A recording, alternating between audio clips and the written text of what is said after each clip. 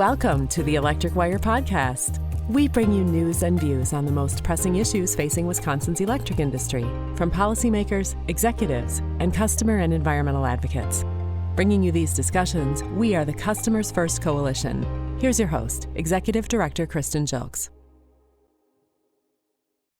Welcome back to the Electric Wire podcast. I am Kristen Jilks.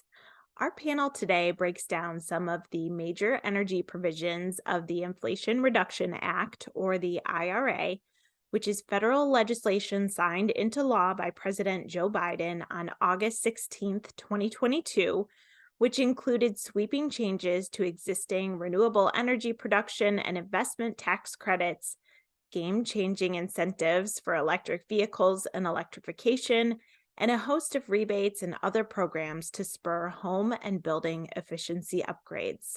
Thank you again to our panel for joining. And with that, I'll turn you over to our discussion. Well, a very special welcome to our guests on this episode about the Inflation Reduction Act. I am joined today by Kathy Kuntz, who is the director of the Dane County Office on Energy and Climate Change. Welcome, Kathy. Thanks so much, Kristen. It's a delight to be here today to talk about the IRA. Thank you for joining. And this is your second time on the podcast. Kathy joined, I want to say it was 2020. We were talking about buildings and smart buildings, energy efficient buildings. Yeah, it was, my background is energy efficiency. I've been with the county for about 3 years now, leading their climate and energy efforts. So it's great to be back with you. Well, thank you again for joining, Kathy. And next we have Andrew Hanson, who is a partner at the Perkins, Coie LLP law firm based here in Madison, Wisconsin. Welcome, Andrew. Hi, Kristen. Thanks for having me. What makes you interested in the IRA, and why have you been diving into this at your firm? Well, apart from a personal interest in renewable energy and the energy transformation that's happening across the country right now, a large part of my practice focuses on helping clients, energy clients, developers, utilities, develop and get permits for large-scale renewable energy projects.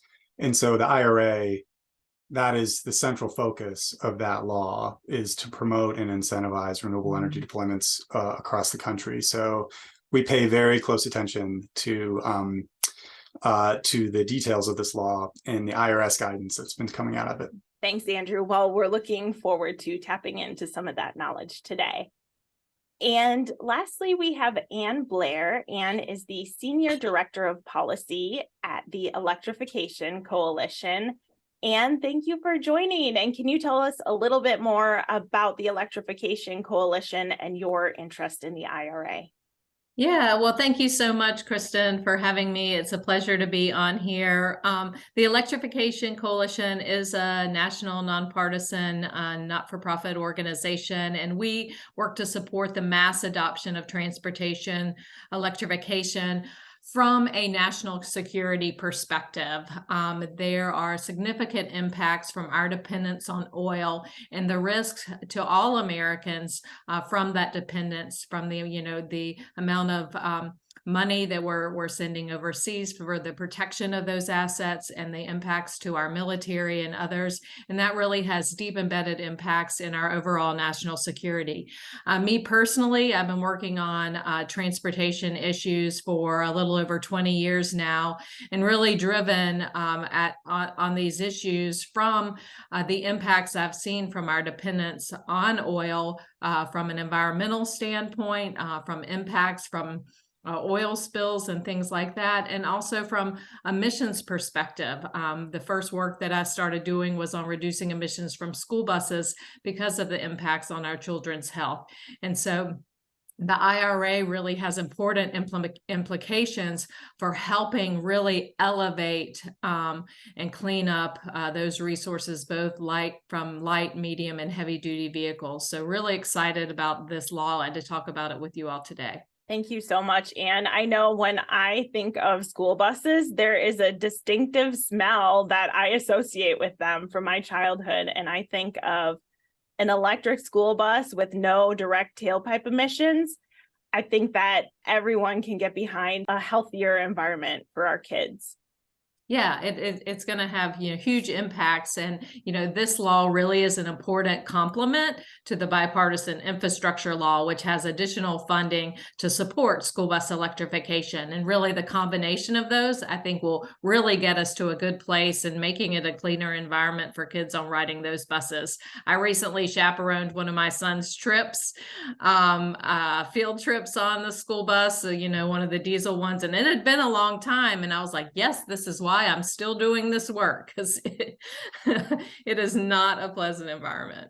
Thank you for doing that work, Anne. All right, well, Andrew, I want to start with you. You mentioned working on siting renewable energy projects. Tell us a little bit more about what you have found in the IRA for renewable energy. Yeah, I'd be happy to. I think I want to start, though, what the world looked like before the Inflation Reduction Act was passed for the renewable energy sector in the US. And I always joke that the agency or arm of the federal government that is the most responsible for setting renewable energy policy in the United States is, believe it or not, perhaps not the Department of Energy, but instead the Internal Revenue Service.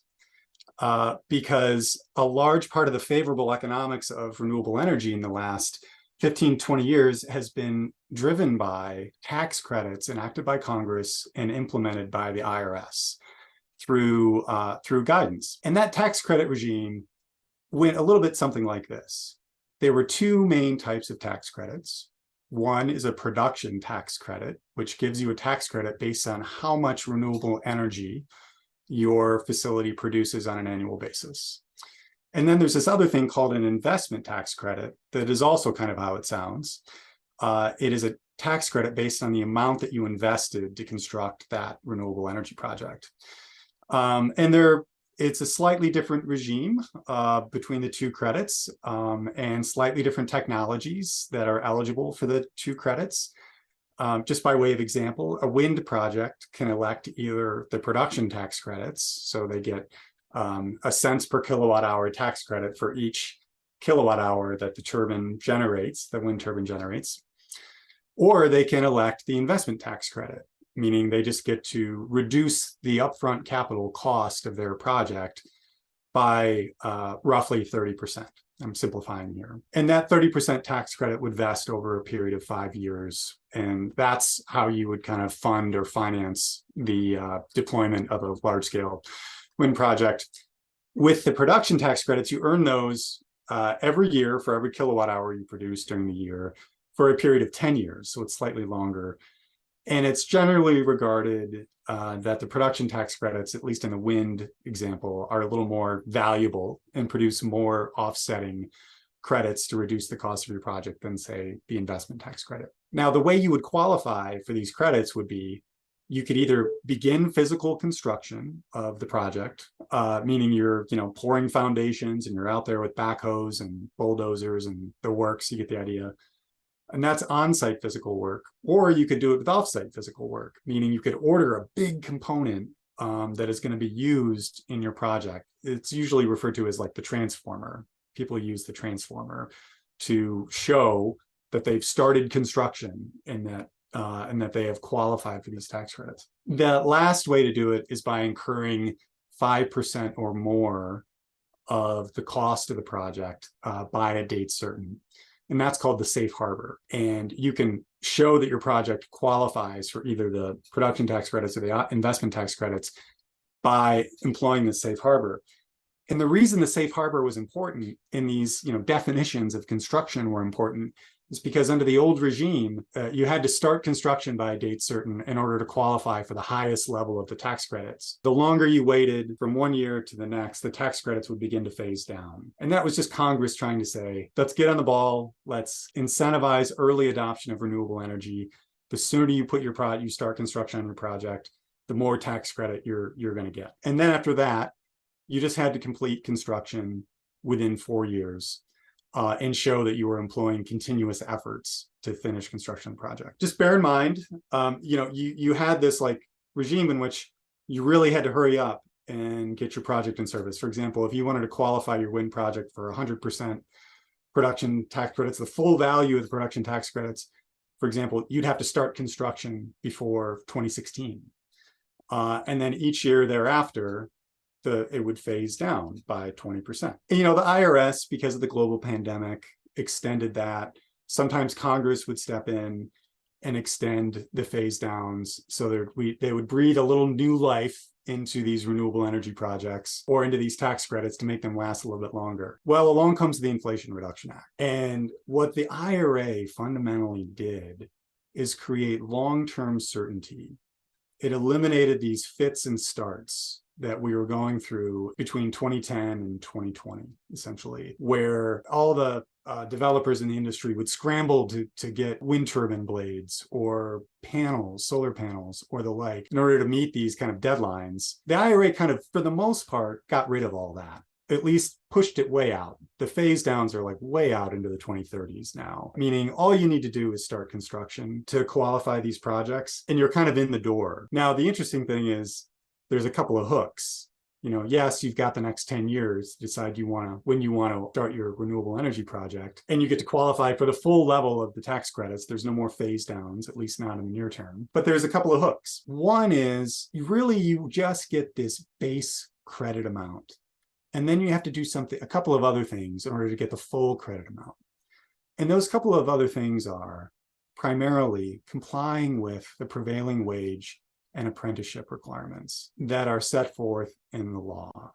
And if you can demonstrate that you used, I'll use shorthand here, union labor that paid prevailing wages, and you employed the required number of apprentices in constructing your renewable energy project, then you can get the full credit. Now, before, you just got the full credit if you showed that you had started construction and finished construction in 4 years. Now there's a few other hooks. You need to make sure that you are employing prevailing wage and apprentices. And that is important for a couple of reasons. One, it satisfies one of the goals of the law, which is to build up the renewable energy labor force in the United States, and to make sure that those folks are being paid fair wages. From a developer perspective, it tends to, or can tend to, slightly increase the cost of your project, because now there are requirements, federal requirements, to ensure that you're paying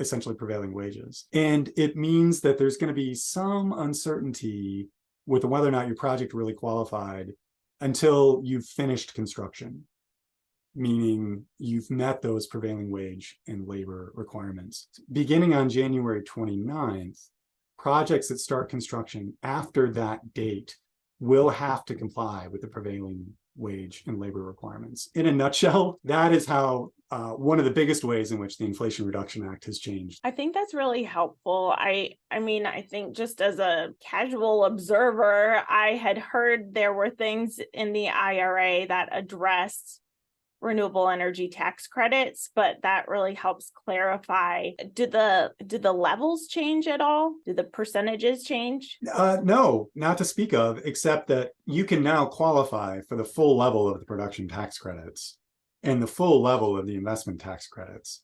There's no phase downs, at least not for several years from now. And so, the production tax credits can offset as much as 40 to 60% of the cost of a renewable energy project. The investment tax credit, the one that you just get based on the amount of money you put into your project, can offset the cost by as much as 30%. And what's really interesting to me about the difference between these two types of tax credits is that the investment tax credit was intended to be for technologies that didn't produce a lot of energy and were really expensive to build. And that's why solar I said that wind qualified for either the production tax credit or the investment tax credit. Before the IRA, it was only solar that qualified for the investment tax credit. Solar couldn't qualify for the production tax credits. And that's important because solar was not seen as something that produced a lot of energy, a lot of kilowatt hours. But things have changed since Congress enacted the last round of tax credits. The technology has advanced such that solar is a significant energy resource, not just a capacity resource, meaning it can generate those kilowatt hours not exactly on par with wind, but that's growing. And solar is getting better and better and better at producing a lot of energy. And so Congress in the Inflation Reduction Act made the decision to say, you know what? Solar should qualify for these production tax credits too, because that could be more valuable for a solar project than, say, the investment tax credit. So they're kind of letting the industry pick between these different types. Andrew, are there other energy generation sources that are now eligible for PTCs and ITCs under the Inflation Reduction Act? Yes. One of the most significant, I think, that wasn't previously eligible on a standalone basis is energy storage or thermal energy storage, like batteries, basically. Before the IRA, you had to show that your battery was co-located with your solar project and that at least 75% of the energy input into the battery came from a renewable energy resource. That was a condition of qualifying for the investment tax credit. Congress undid that and said that battery technology has evolved to the point now where whether it's co-located with renewables or otherwise, it is a valuable enough resource on the grid that it should be incentivized with an investment tax credit on a standalone basis, rather than having to be paired with wind or solar. And that is game-changing, I think, for the energy storage industry, as far as I've been able to see in my practice. That has opened the door for lots of new different energy storage technologies to enter the market, including like long duration energy storage technologies that can discharge for up to 12 hours rather than the typical 4 hours. That will change things a lot, I think. What was in the IRA for nuclear power? Was it an ITC or PTC incentive? Well, it's like a PTC, and that I think is in 45U of the code.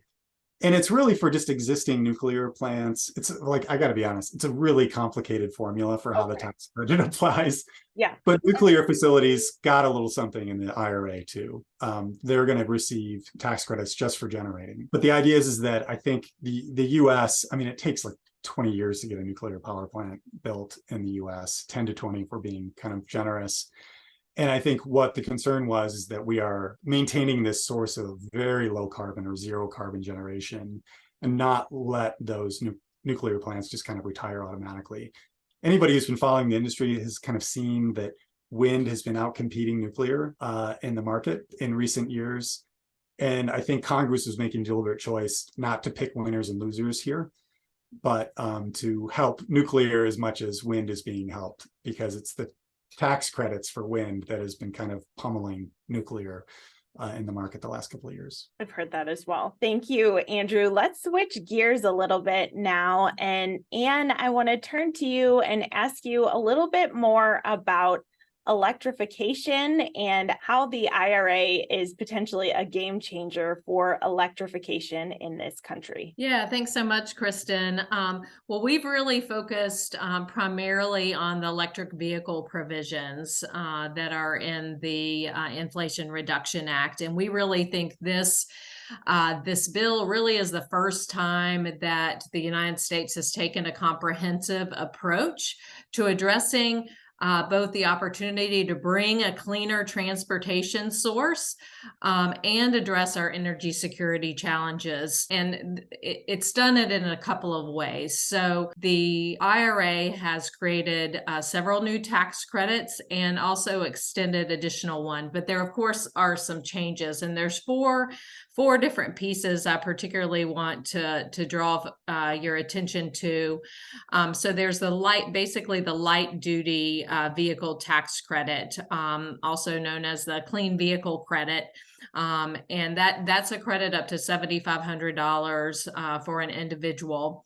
And then there's a used EV tax credit, a commercial EV tax credit, and then the alternative fuel vehicle refueling tax credit, or that's another term would be the EV charging equipment tax credit. And so There are some new provisions that were put in place on those tax credits.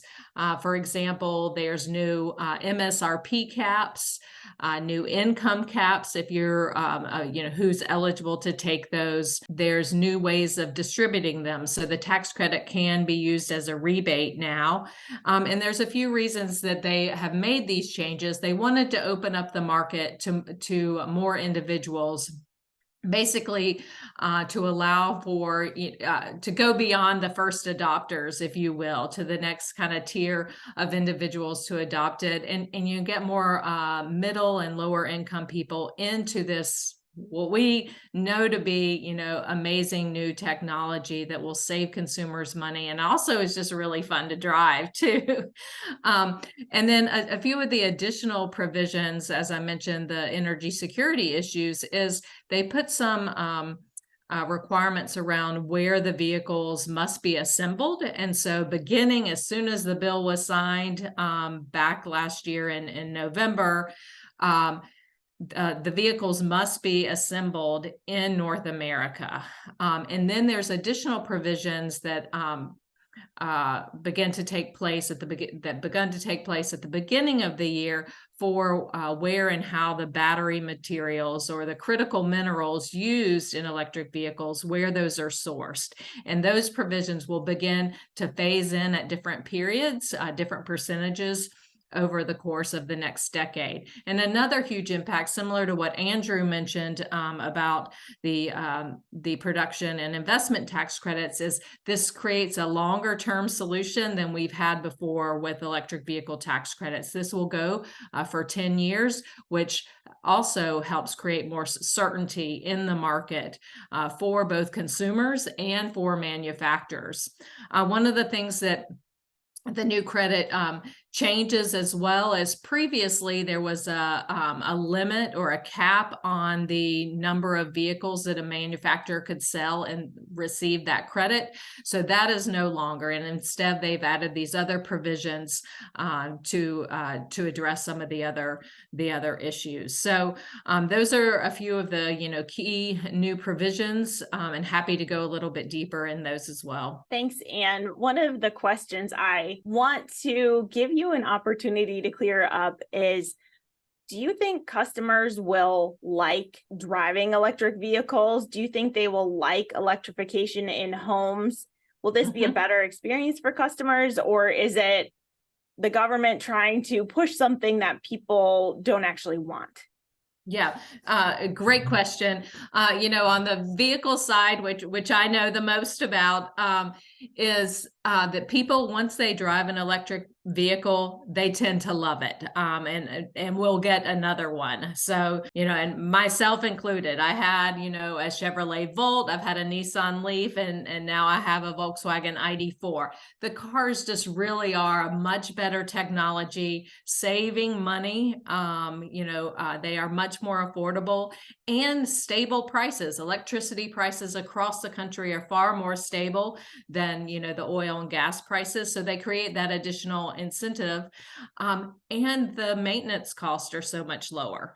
You're changing your tires, you're changing your windshield wiper fluid, but other than that, the technology is far superior than the internal combustion or diesel engine. Thank you, Anne. And I think Kathy and Andrew and I could probably all back you up on that one, that it is a great driving experience. Yes. And I'm excited for more people to experience it as well. And do you think that this legislation will spur more drivers on the road who are driving EVs? Yeah, I think it is going to be a real game changer, both in terms of awareness and getting more consumers and vehicles because of the tax credits and the incentive, and the way it's going to be implemented, allowing more rebates for consumers. But, the other thing that it's, helping to do is there's going to be more vehicle models. All the major engine manufacturers have a commitment to go partial or all electric within the next decade. So we're going to see a whole host of new models coming out,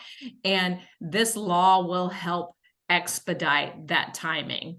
As far as infrastructure, this law paired, as I mentioned earlier, with a bipartisan infrastructure law, which is focused on deploying a nationwide network of charging infrastructure across the country. These are really perfect complements, whereas that bill's really focused on the charging infrastructure, supporting utilities and grid and the transmission, and this law is really focused on the vehicle side, and paired together, it'll be a perfect complement to create that certainty. I mean, one of the biggest questions folks have about driving electric is, where do I charge it? How do I charge it? Is there enough charging? And what we're going to see through this nationwide network is there's going to be charging stations, fast charging stations, at least every 50 miles. There's going to be redundancy at each station so that you can be assured that you're going to have a station that works when you get there. And so it's really the complement of these laws that's going to create more consumer confidence and expedite adoption of the vehicles. Okay, Kathy, you can weigh in on this as well, but I want to clear it up here as well. Is there anything in the IRA that is going to ban people from having natural gas stovetops? There is nothing in the IRA, Kristen, to ban natural gas stovetops. It's maybe a little bit unfortunate that the news about the public health risks tied to gas stoves coincided with some of us talking about the IRA, because things get conflated. I think, there is a really important message though there about gas stoves. And as we're electric vehicle drivers. When I talk to other electrical vehicle drivers, very often people say, I love my EV because it's clean.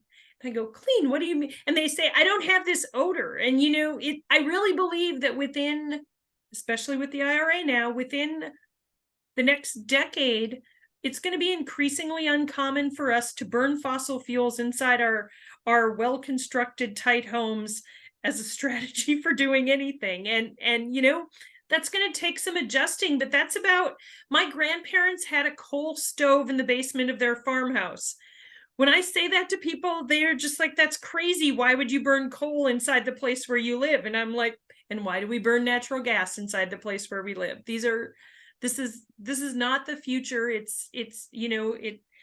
Each of these transitions were better than the one that came before, but we're not talking about banning things. But I think it's really, at the same time, very important that in the same way we say to people, you should never warm up your gas car in the garage because that carbon monoxide can leak back into what's often your kitchen adjacent to that garage.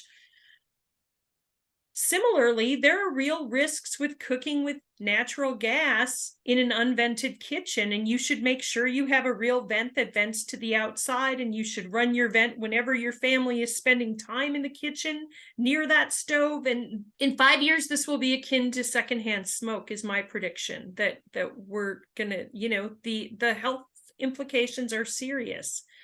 But the government did not outlaw cigarette smoking. They helped us understand the risks, and people restricted maybe where things happened, but people are allowed to do these things. So yeah, it feels like a little bit of a boondoggle. Thank you for helping clear that up, Kathy. And let's stick with this topic of the home. I know the Inflation Reduction Act had incentives and rebates for homeowners to help bring down costs, make energy more affordable, increase energy efficiency. Can you talk a little bit more about what is in the IRA for homeowners, for multi-unit dwellings, and how it's going to change the way that we live? Yeah, definitely, because there are several really substantial features here. And the whole strategy of the IRA is to make clean energy solutions cheaper than dirty energy solutions. And so that resonates through what's available for homeowners. So first, today, beginning on January 1st, 2023, we have new tax credits for homeowners. And those tax credits are significant because the old tax credit was a once in a lifetime tax credit. So you could once do energy efficiency. Now the cap is an annual cap of $1,200. So you can think about how, as a homeowner, you might one year do an energy audit where you can get $150 back on that. Maybe you do some insulation work. Maybe the next year you do an upgrade of some of your equipment. If you transition to a heat pump, there's a separate $2,000 tax credit for that. So the first layer is the tax credits that are now, and again, as Andrew was saying, those are 10-year tax credits. So it's not going to flip on us overnight. There's time for the market to help leverage those. In addition to that, the IRA creates two new programs for households, and these are for homeowners as well as landlords. And one is around energy efficiency, and one is around household electrification. And both programs will have higher incentives for low and moderate income households. Those programs aren't available yet. That's not, it's easier for a tax credit to go into effect than for a program to be designed. So the Department of Energy is still designing those programs. We believe that at some point this summer, they're going to communicate to states the parameters, and then each state will figure out within those parameters what they want to do and submit their plan to DOE. And the best guess right now is it's probably 2024 when those programs roll out.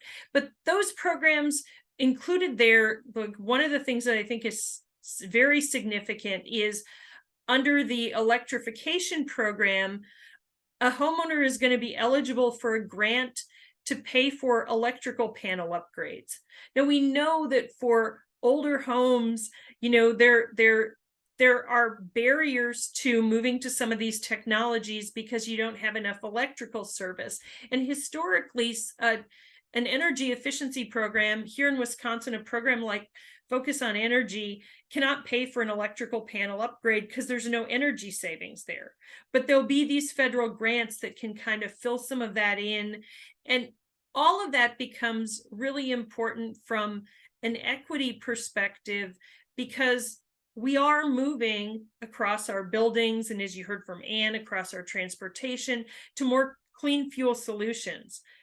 We need these federal programs to ensure that our low and moderate income households are also making that transition, because otherwise we're going to end up in a scenario where we've got our affluent communities all electric, not using the natural gas system anymore, and pockets of disadvantaged communities who suddenly have to pay for that infrastructure 100%, and their costs are going to spiral. And so we've got to make sure we're bringing everyone along in this process together. And of course, doing all that work, increases comfort, it increases indoor air quality. There's a ton of additional benefits, but fundamentally, it's going to reduce energy costs over the long term for all of those households. That's very exciting, I think, especially as it relates to overall affordability. We're looking at high gas prices globally right now. And I think the more we are able to reduce our dependence on these fossil fuels that have sometimes unpredictable prices, I think the better it is for customers long term. Yeah, Anne referenced this, talking about buying gasoline versus putting electricity into your car, and how electricity is a more stable price over time. Certainly there are increases, but because those are regulated markets, largely it goes up more slowly. In the course of the IRA, there was discussion of Moody's did this analysis of what drives inflation in the US. And before every significant inflationary period since World War II, there was a spike in fuel prices. If we can move our nation away from this dependence on this global market that we cannot affect the global price of a barrel of oil, we have the potential to sort of opt out of all of at least some of the inflation that's associated with that. That was just really powerful, like factoid to me, that I was like, holy cow, who knew that? Like, yeah, this is, and it makes sense. Transportation, I mean, it's a big piece of what is in all of our products. Yes. And I think it brings it all home. Like, why is this legislation called the Inflation Reduction Act? And, all the provisions contained within and what they aim to do. So thank you for that, Kathy. Another piece of this that I wanted to ask you about is the local units of government. You represent Dane County. I'm wondering if you're anticipating that local governments will see benefits from the IRA. So yeah, it's a great question. And my view is we're going to see huge benefits, and we're going to see benefits in our own operations. So Andrew talked about the investment tax credit so one of the cool things in the IRA is that non-taxable entities like local governments, schools, nonprofits they created a thing they're calling direct pay, where essentially, even though we don't pay taxes, when we put solar or geothermal or a battery storage project together, we will be able to say to the Treasury, we spent $1 million, please send our check for $300,000 to this address.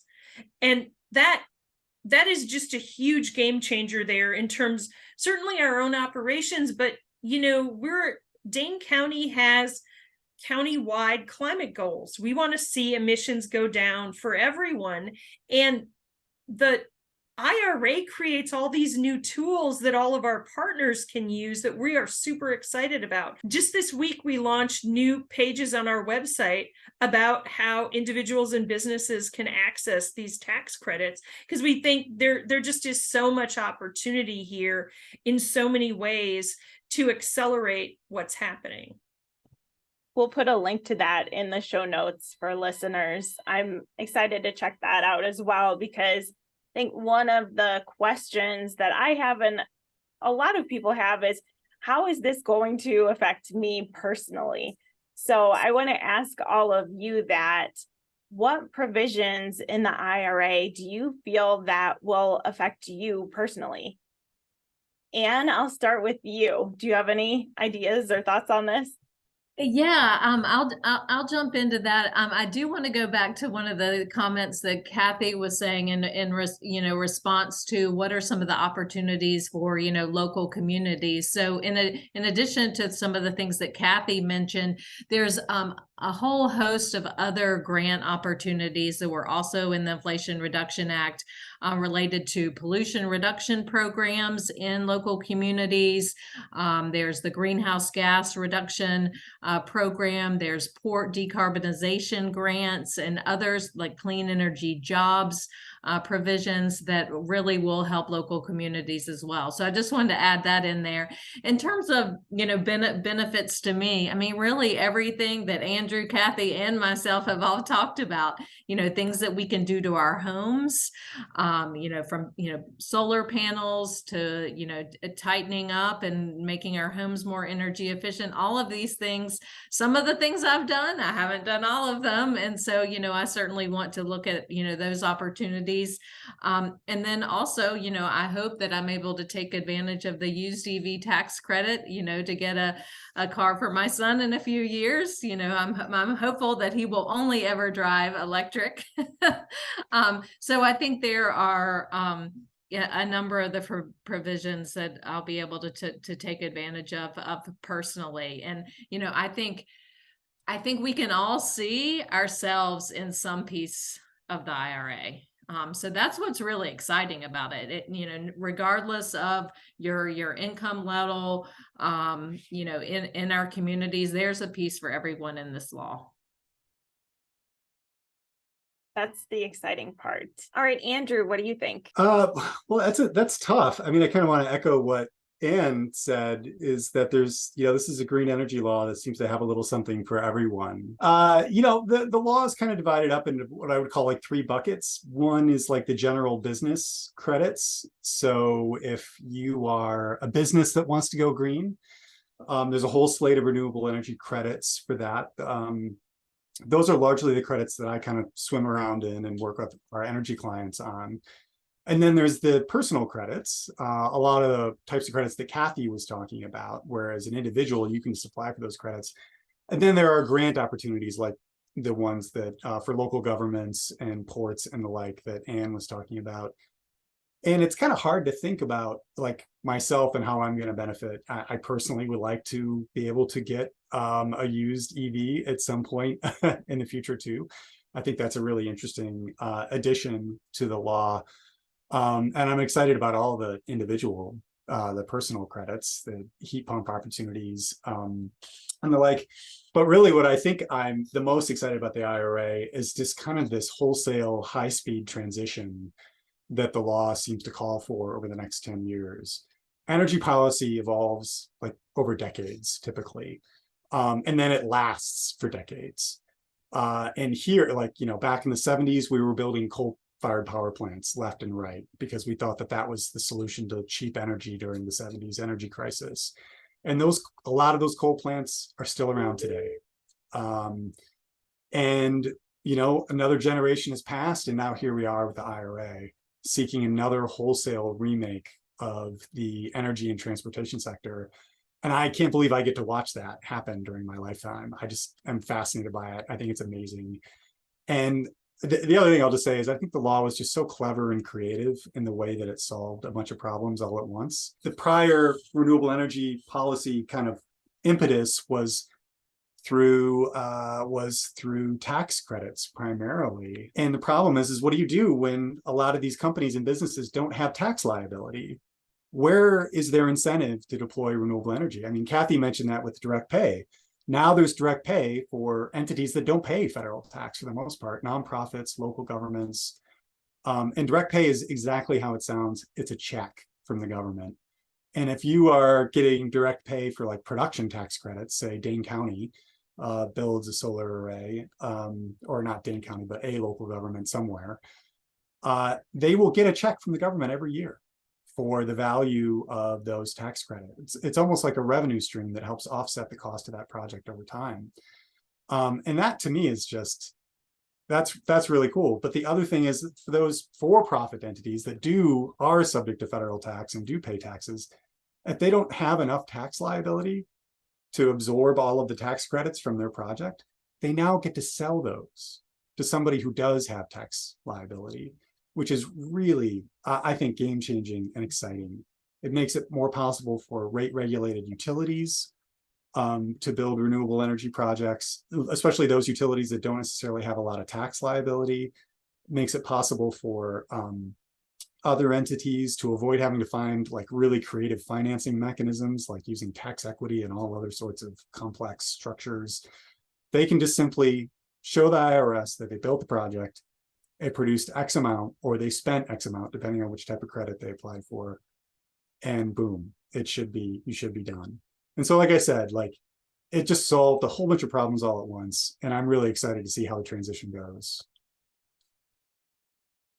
Thanks, Andrew. Kathy, what about you? What are you personally going to access from here? I'm very excited to hear your response, and I hope it includes heat pump. I'm taking notes. Yeah, it does include heat pumps. So actually, like Anne, I drive an ID4. I think, we're a happy one-car EV family. But we have a 15-year-old solar system that we might be doing an upgrade to, and maybe it includes some battery storage.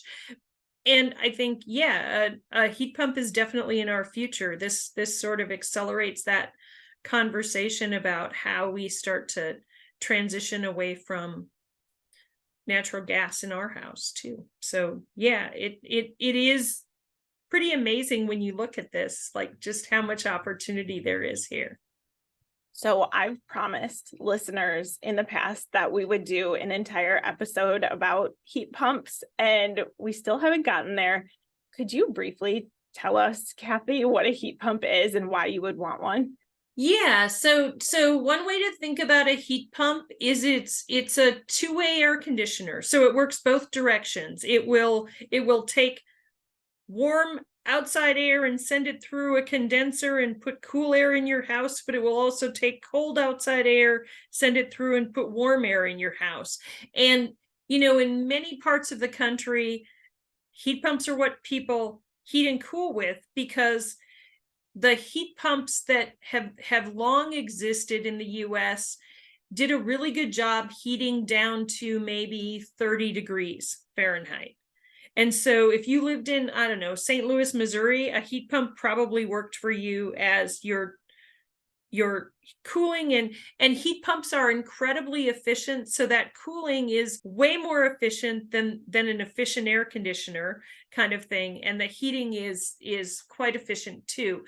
We've got now, and we'll connect you to some of these folks, Kristen, we're starting to have folks in our area who are doing conversions of their homes. So there is a growing group of what they call cold climate heat pumps, where the heat pump might work down to 15 below Fahrenheit and can be coupled with some supplementary heating strategies, so that's heating homes in our climate with no issues.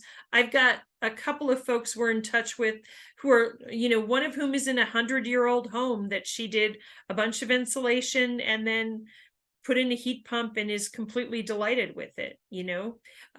She also took out a gas stove in the kitchen, and by the way, says she can tell when she walks into someone's house now if they have a gas stove. She can smell it in the doorway, because there's a difference. So we've got kind of a growing number of examples. We're seeing a lot of heat pumps in Dane County, and I know vendors are telling me in Milwaukee, in multifamily housing, it's a really good option, and there are clever ways that they're sometimes locating those heat pumps to maximize efficiency. So the challenge, I think, for us transitioning to heat pumps is partly psychological.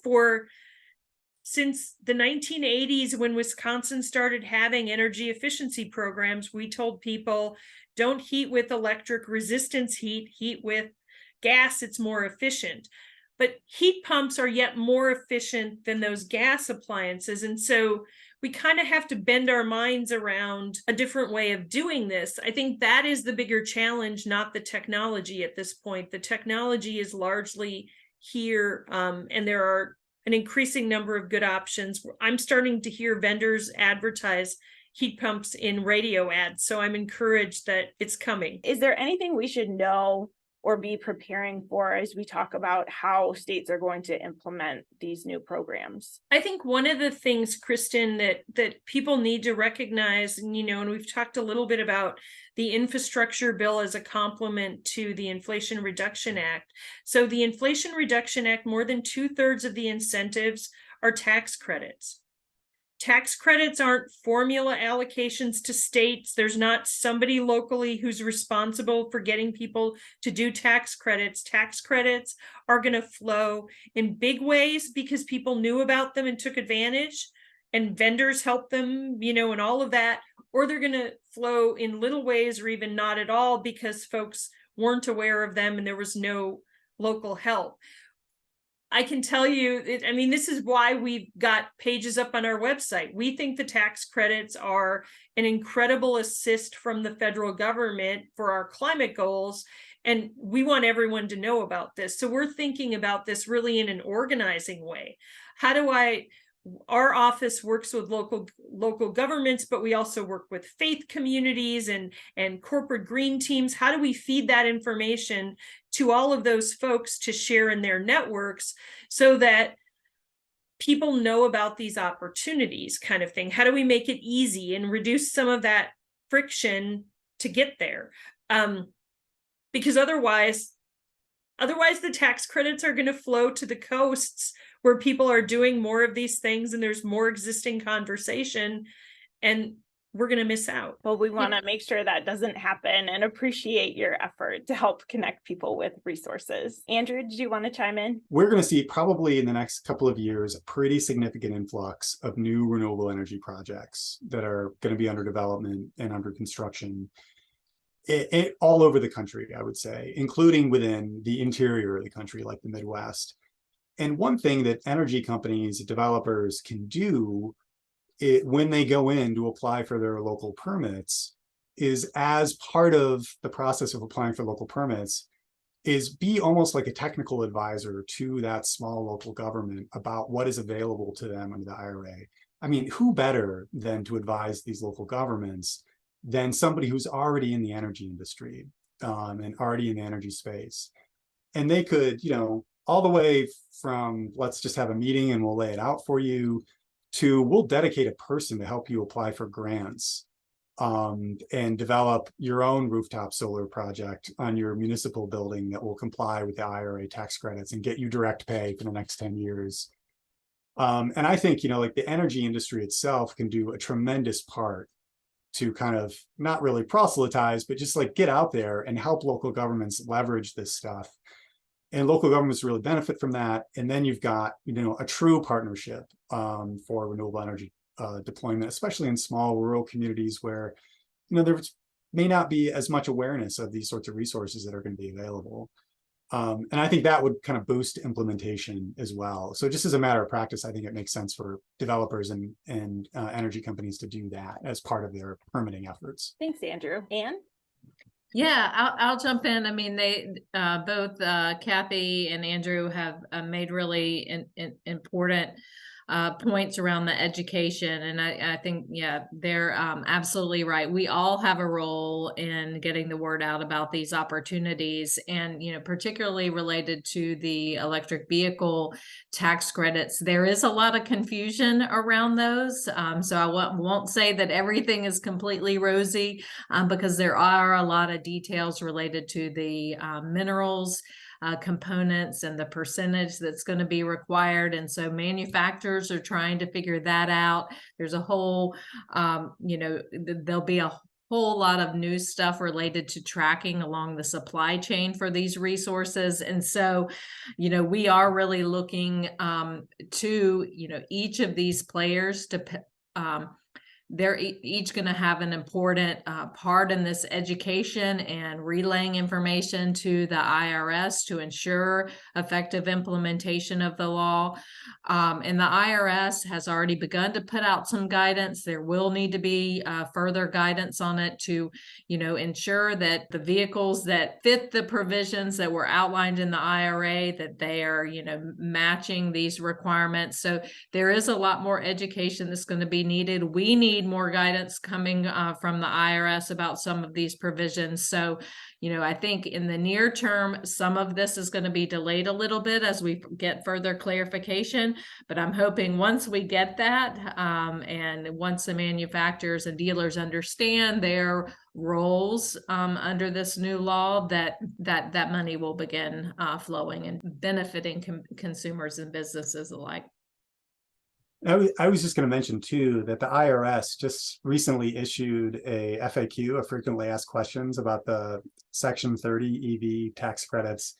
And in that FAQ, I believe they listed the makes and models that will qualify for the EV tax credits in 23, as well as kind of like an implementation for how some of the requirements of the tax credit are going to play out over the course of this next year. I was personally surprised by how many models were going to qualify. There's a lot. That's right. And I think that list is going to be really important. And one of the other steps will be the manufacturers making sure that they submit those requirements. And then in the case of some of these rebates, the dealers are going to need to do some reporting as well. So those are, just some additional details that are going to need to be further worked out. Thank you. And maybe it should go without saying, but we will put that IRS FAQ in our show notes. All right.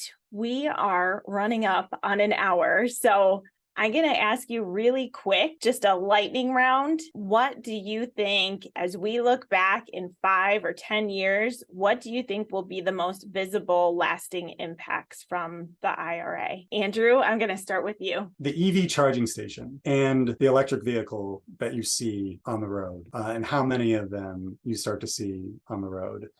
I think that those two, apart from probably the obvious as you drive through the Midwest, you'll see a lot more solar arrays and wind projects out there too. And those are going to be around for the next 30 to 40 years. Got it. Thanks, Andrew. Anne? I'll just echo exactly what Andrew said. I think people are going to know where charging stations are. They're going to begin to see that signage along the highways. And I think that's going to be the most visible impact.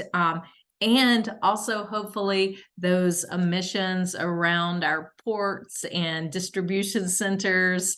I hope we're going to see a lot, cleaner air in those communities from transitioning a lot of those diesel engines to electric. Thanks, Anne. Kathy, we'll go to you.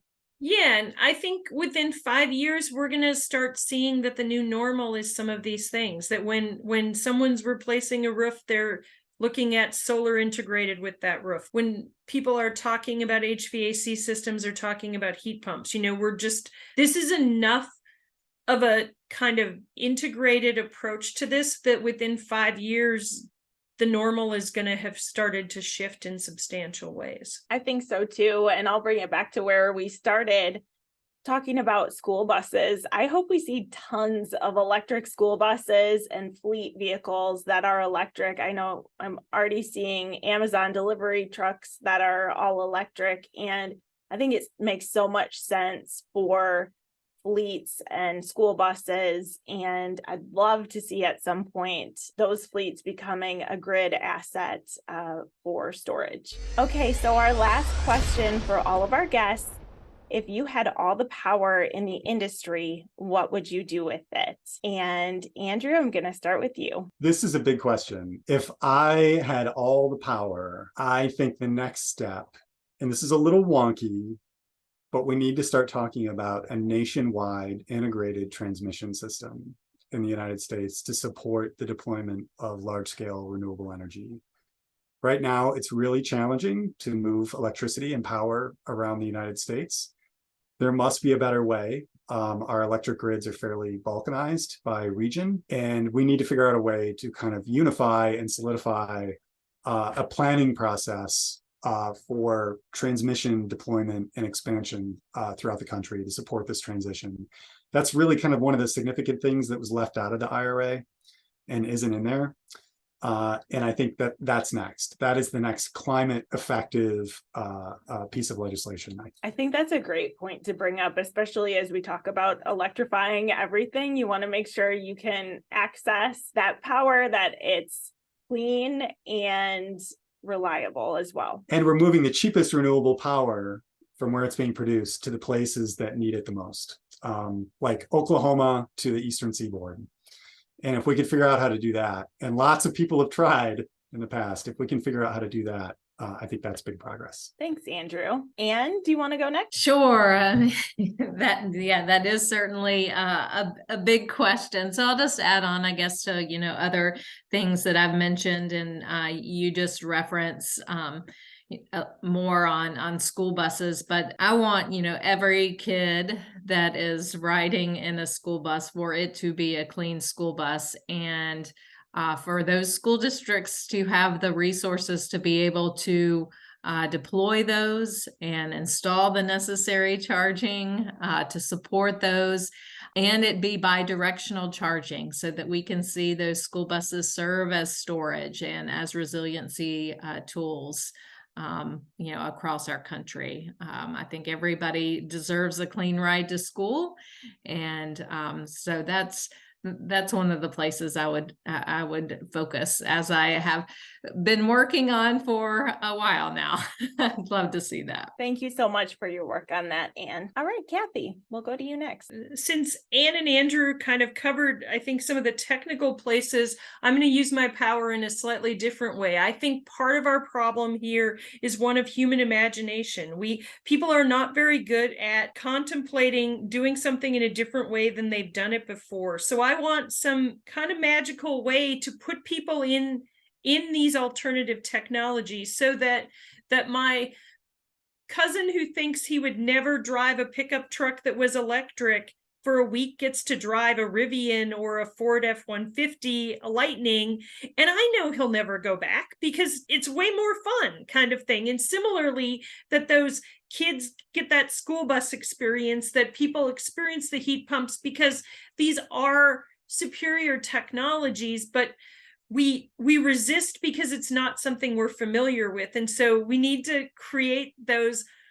And I think all of us who have access to these technologies need to think about how we give more people an experience with them, so they go, oh, that's like really simple. This is better. Why wouldn't I want this thing? So that we can increase the demand now that we've sort of got the tools to make it happen. Thank you, Kathy. You're always inspiring, and I love hearing from you. So thank you for that. And thank you all for joining. This has been fun and educational, and I appreciate you bringing your expertise. Absolutely. Thanks so For much. having me. Thanks.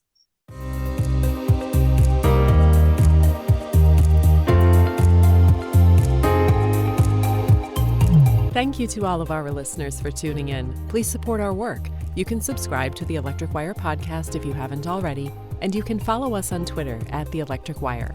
Thanks also to the members of the Customers First Coalition for supporting this podcast. Our members are Dairyland Power Cooperative, Madison Gas and Electric, the Municipal Electric Utilities of Wisconsin, WPPI Energy, the Citizens Utility Board, the International Brotherhood of Electrical Workers Local 2150, and the Wisconsin Electric Cooperatives Association. Thanks again for listening. We'll have a new episode next month.